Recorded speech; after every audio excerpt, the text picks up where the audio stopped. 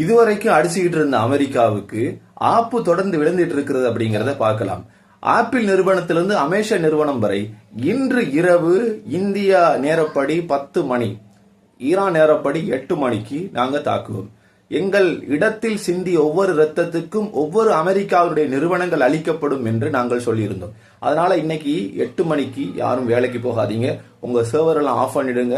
இதற்கு பிறகு ஆப்பிளையோ அமேசானையோ இன்னும் சில என்விடியாவையோ மற்ற மைக்ரோசாப்டையோ நீங்கள் பார்க்க மாட்டீர்கள்.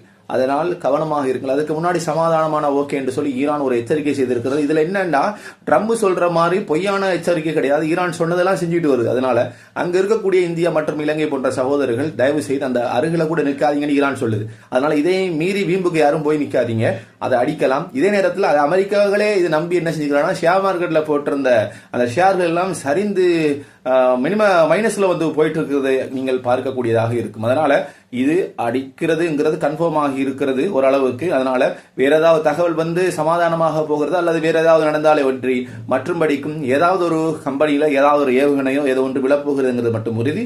ஆனால் இதில் கவனமாக இருக்க வேண்டும். நாங்க வீம்புக்கு அந்த இடத்துக்கு போய் என்ன செஞ்சிடாதீங்க, பாத்துறாதீங்க. அதனால இந்த வீடியோ ஷேர் பண்ணுங்க. இந்த தகவல் நிறைய பேருக்கு போகாம கூட இருக்கலாம். சில மத்திய கிழக்குகள்ல வந்து சில ஸ்தலங்கள் வந்து முடக்கப்பட்டிருக்கிறது. அதனால இதுல கொஞ்சம் கவனமாக இருக்கும்படி வேண்டிக் கொள்கின்றோம்.